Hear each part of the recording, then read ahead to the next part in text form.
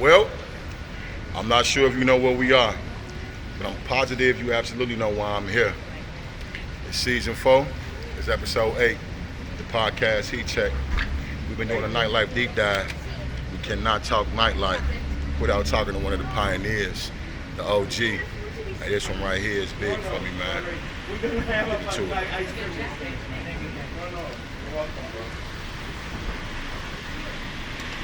Was, a very small piece of a very big pie. They had a whole roster of artists, a bunch of managers, producers, production companies, this, that, and the third. They had a lot going on. They had a real empire. So what? How did you thrust Ye into the forefront to Damon Biggs? Like how did you maneuver that situation?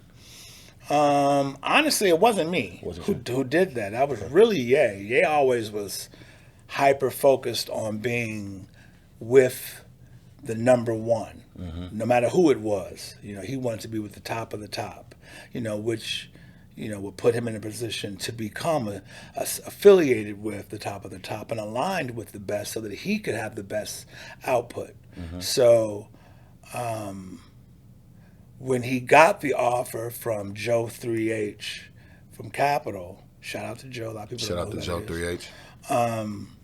That was technically the first. I used to smoke a lot of weed. I'm sorry. Shout out to the bipolar strand. Yeah, shout out to the bipolar, and shout out to you if you are bipolar like me. For sure, as we all are.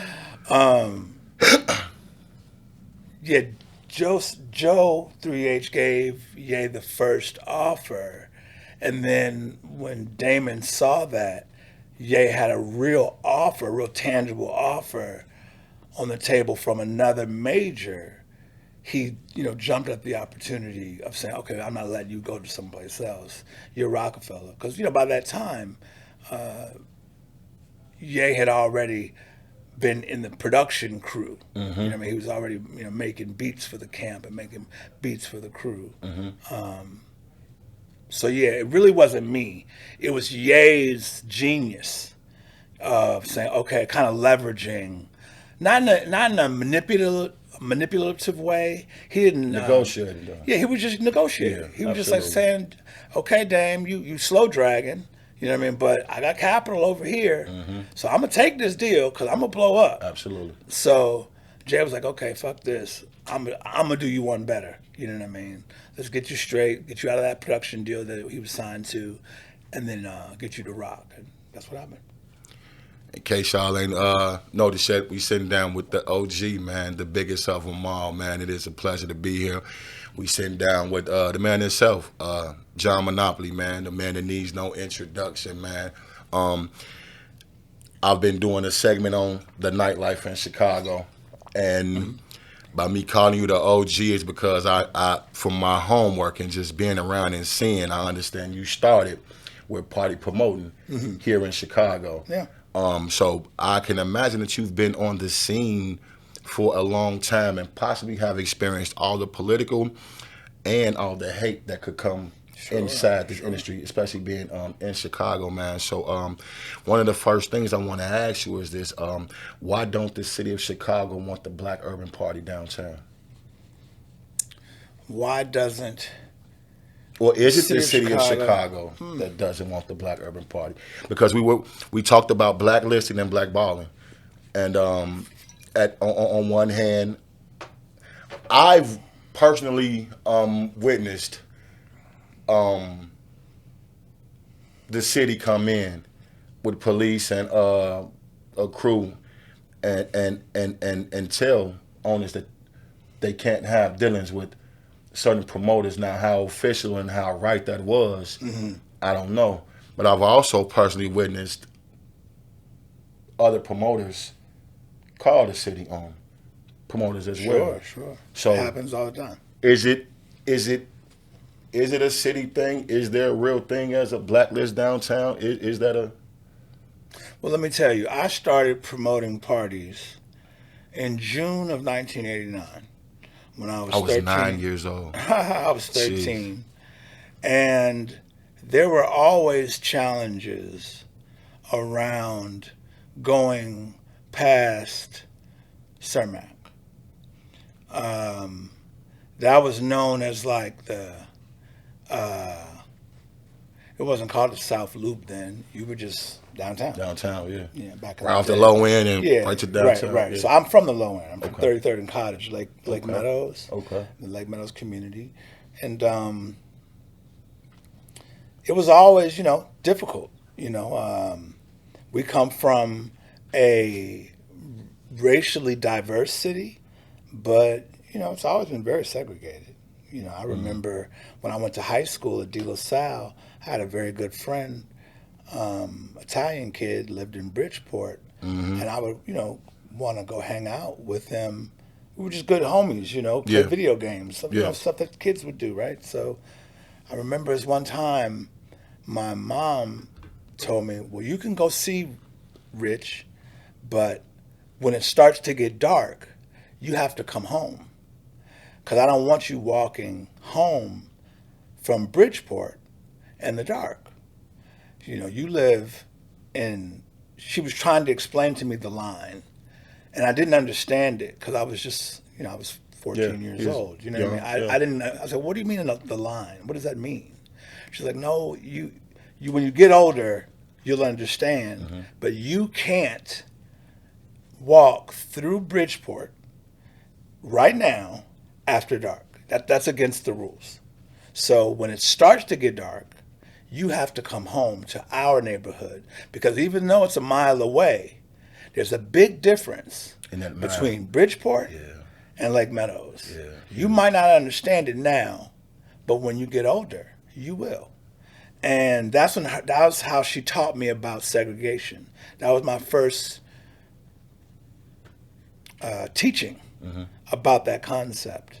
So, there were times that I was going to get venues because I started very young throwing parties when I was 13, like I told you. And there were like lofts and stuff I would get to go throw parties at. And if it was too nice of a neighborhood, I was sending, my white friends to go get them. Yeah. And by the time they were trying to shut it down because it was a hip hop party with a bunch of black kids from the South Side, it was too late. We have a reputation, at least now, of the gun violence by this next generation is so excessive that the youngins like my nephews from O Block, they always say we ain't really into fighting like that. Like that's their little joke. We're not really into the boxing, we know a lot of people that box, but we ain't really with the boxing. Fighting, You know what I mean? We don't really do that so much.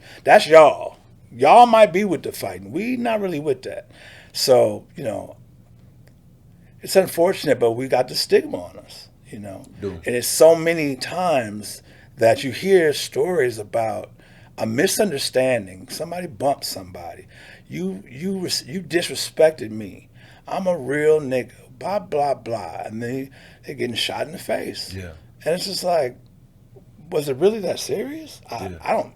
Maybe it was, but I don't think so. You know what I mean? But it happens so much. Yeah, pride, ego. Yeah, but for some reason it's within, and it's not just our community, but it happens a lot in our community in this city because we're already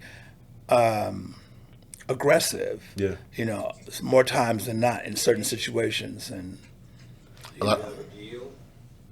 a lot of times I say we use the stigma of us being an aggressive race to our benefit when it's beneficial for us, but when we're handled aggressively, then we're crying woe is me. Yeah. Which is completely crazy to me. I went to a club last night. You mentioned Tay earlier. Yeah.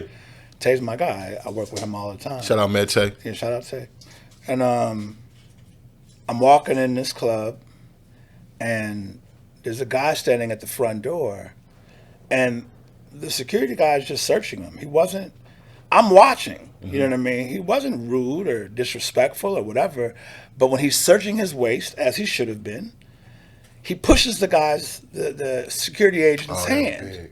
And I'm looking at him like, and then they get into it. Yeah. And then Tay has to step in, and there was almost a real confrontation upon my entrance into the venue. Because it starts with Man and them roll up. But don't get me wrong, these other 50 people in this line, regular people, folk that's filing in very peacefully and calmly, ready to come in and pay their 10 or 20, whatever it is, and go in and have a drink, have a good time, and mingle and maybe meet somebody and enjoy themselves. They seeing this exchange with Man now. I'm a cut and dry type of motherfucker, right? But energy contagious as fuck. Now, it got handled, and it got whatever, but like, the guy just, it was almost like he wanted it to be something. Yeah. Now, I'll tell you, and it dates me because I just turned 50 a couple weeks ago. But Happy belated birthday. Thank you. Back in my day, when I was really active in nightlife, when I was 21 years old, we had a club called the Dragon Room in 1996. And we were the #1 club, not in the city, but in the region. We would get everybody from the whole Midwest, from Detroit, St. Louis, Milwaukee, Cleveland. It was all driving in to come to our party on Sunday nights. Me, Don C, and Happy. Shout out to Happy. That's my boy. Shout out to the original Hustle crew. And, we had a huge security team. We had a 32-man team, you know what I mean, just to make sure that there was no. I used to always tell my security team, make your money hustling, do the line cuts. But make sure safety I am not trying to tax y'all money, but there's no guns, no drugs. Yeah. That's all I care about. Simple as that. As long as you don't let any guns and any drugs in here, make $100 a head and I know y'all playing. I see you on camera. Like, I'm not dumb. Yeah, so it's all good. I'm not gonna try to touch none of that. But no guns, no drugs. And we had a 3-year run with them where I don't think we had a shooting. And then, my boss, who became my boss and then partner, Mark Bortz, shout out to Mark Bortz, he at one time, there was an area called the North End Entertainment District, and he had, of about 14 clubs and bars and restaurants, he probably owned 10 of them. I mean, he was the dominant player in the late 90s and early 2000s.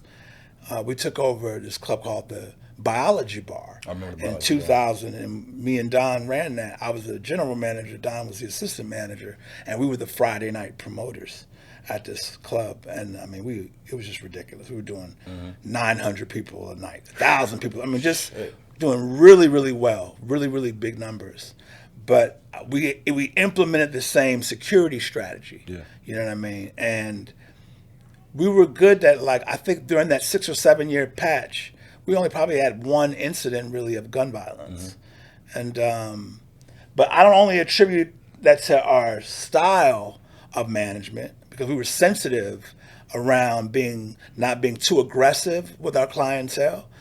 I think because a lot of these security guards now are a little over aggressive, a little bit, not a lot, but they're very ready to, impress, right? But is it not warranted? I mean, look at the environment that we're in. No. But you know what?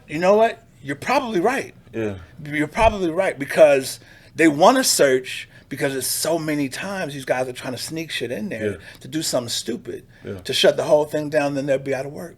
So it's hard. We done poured 380s out of women's wigs. I'm sure. Like, it's crazy when you sit and you consider that some people, when they leave their house, their main objective is to deceive the establishment. Yeah. They leave the house trying to deceive. They in the car planning it, and they're getting inside the line trying to deceive the establishment with weaponry. But knowing that there's no more fighting anymore. Right. And knowing that the culture has shifted.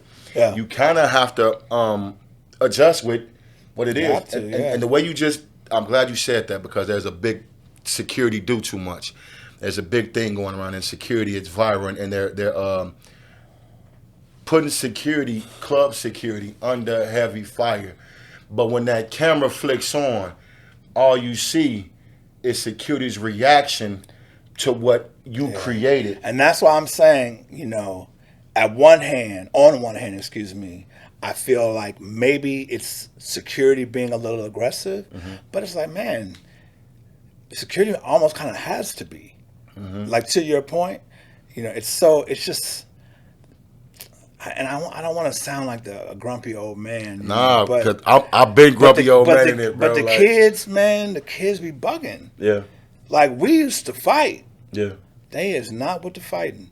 So do you think any of the way the culture has shifted with the youth and the gun violence has anything to do with drill music and the emergence of it taking over the culture? It's a big debate I've been having on my show. Shout out King Louis. King Louis said it was social media because, and I also watched the Drink Test episode. The guy you was whatever saying that because now people are saying a particular name. It used to be, if you did somebody, you had to go through so much. Now you can hop right, instant gratification, hop right on your phone and just completely disrespect name. But I know personally, John, that music carries spirits, man. Right, that's real. You know what I'm saying? I mean, and the emergence of drill brought so much violence to the street with the younger crowd. They walking around like it's a fashion statement now to have a ski mask on. It's a fashion statement now to have on a black hoodie with the hood up fully in 90-degree weather.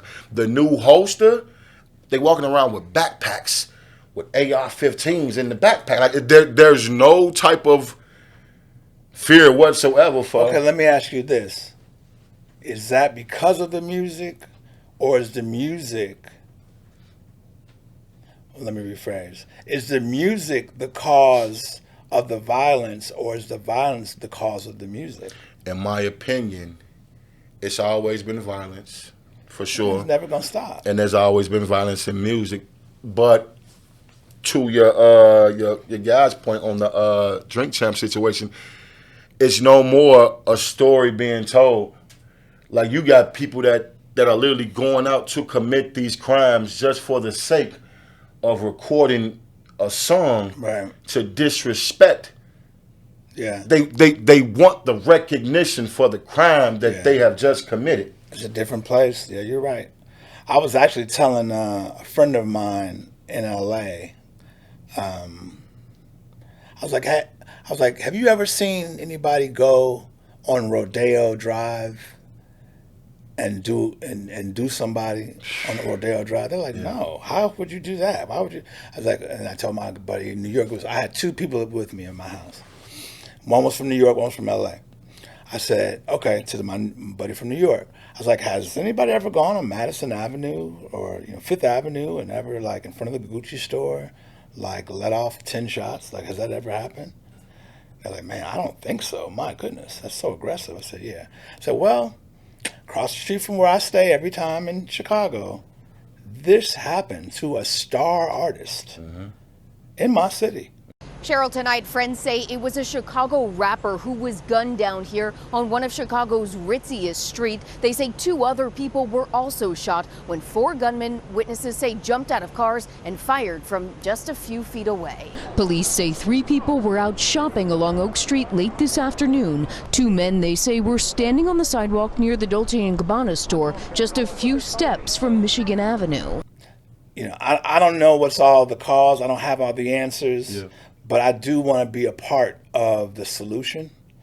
What is the solution? Where do we start? Resources, education, creating a foundation for these young people to have some kind of hope. Yeah. Because it's these kinds of people that have no hope and no desire to be more than who they are and what they are that would do something so ridiculous. Yeah. To actually think that you could get away with that. I don't even know what to say. Brazen. Just like, it's just so aggressive. My goodness. But it's really sad. I've been paying attention. I can remember my first introduction to the Hustle brand. This was right after the Donda. You had like a launch party at the Virgin Hotel. I was there for that as well. And I couldn't really get a feel for exactly what it was that hustle was, but I just seen it everywhere. Now I know what hustle means, and I know you should be a hustler. So I knew somewhere inside the brand that you was building, it had something to do with resourcefulness to this industry.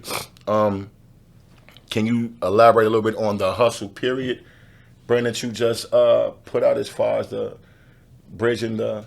Yeah. So we just launched the Hustle Period distribution company. Okay. And that's to provide a resource and an outlet for artists in the Chicagoland, Midwest area to have a place as an alternative to other distro platforms where they know that this is something that they could come home and use something from the crib, as they say. I started going out to New York and LA probably in 1990 or 91 when I was 15 or 16 years old.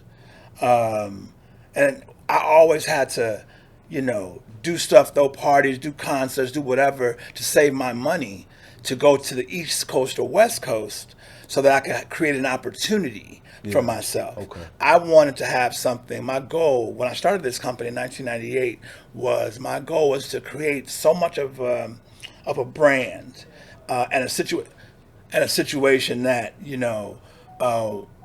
people wouldn't have to go outside of Chicago to get on. You can make it a hub. Yeah. So you centralizing a hub in-house for everything at a correct. Okay. So it's a distribution, it's the production company, it's management, and then we have the brand like I'm wearing right now, Hustle Chicago. This is a part of our apparel brand. So we're trying to really like step it up, you know what I mean, and just provide like a real option. And there are other kids that are trying to do something similar, that are doing something similar, but I think we're the only black-owned company that is, doing this for our people. There are other options, and it's not a race thing for me. I have friends in every color, creed, but I want it to be, I'm very much about building something that's for us and that's by us. Just because I feel like I can compete with the best of the best. I agree. And that's just what it is. I agree.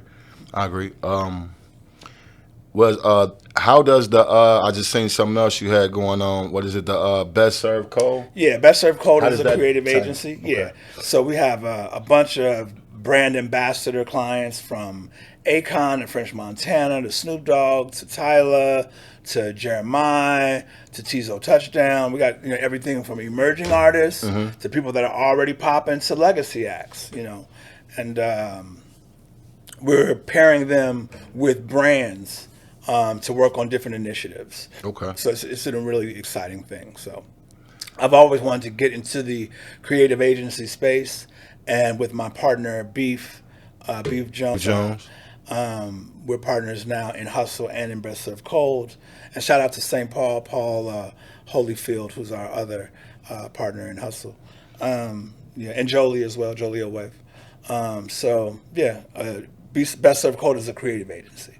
What's the best route for seeking out sponsorship for the different projects that you know what I'm saying, come in? How do you go about getting sponsorships for if you're creating a brand? Yeah, I would say you can reach out to us and let us assess, what's a real opportunity and what's not.